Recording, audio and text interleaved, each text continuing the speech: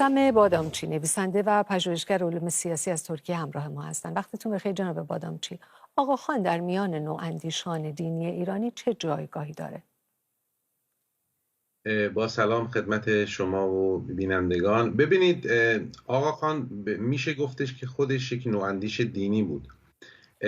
آقاخوان حالا با وجودی که از این عنوان خب در مورد ایشون شخص خودش شاید استفاده نمیکنه و شاید حتی طرفدارانشون، ولی واقعیت اینه که از زمانی که ایشون در سال 1957 امام شد و تا همین چند روز پیش که فوت شدن و به غریق رحمت خدا رفتن، ایشون از یک طرف اون پتانسیل هایی که در اسلام وجود داره، پتانسیل خردگرایی و پتانسیل پیوند زدن دین و دنیا، اینها رو احیا کرد به عنوان یک فردی که خودش از طرف دیگه در اروپا رشد و نمو کرده. ببینید، در هر صورت آقاخوان زاده سوئیس بود و فرزند ایشون هم امام جدید هم اینجوری هست. ارزش‌های اروپایی رو از طریق پرورشی که پیدا کرده بود و از طریق تعلیم و تربیت مدرنی که داشت. ایشون وقتی سخنرانی‌هاش رو گوش میدیم ما می‌بینیم که کاملاً مثل یک آکادمیسین مدرنی که اسلام شناس مدرن حرف میزنه.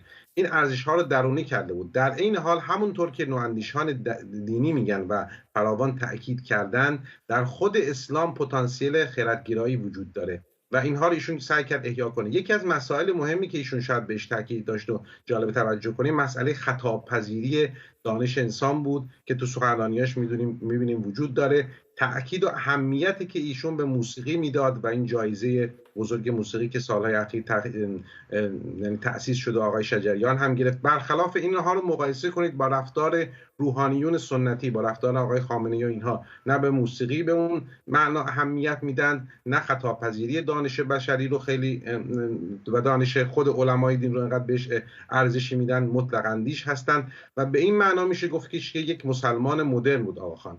بینش و نگرششون برای مواجهه با مواردی که تو بیانیه نواندیشان بهش اشاره شده چطور میتونه راهگشا باشه؟ کوتاه میفرمایید.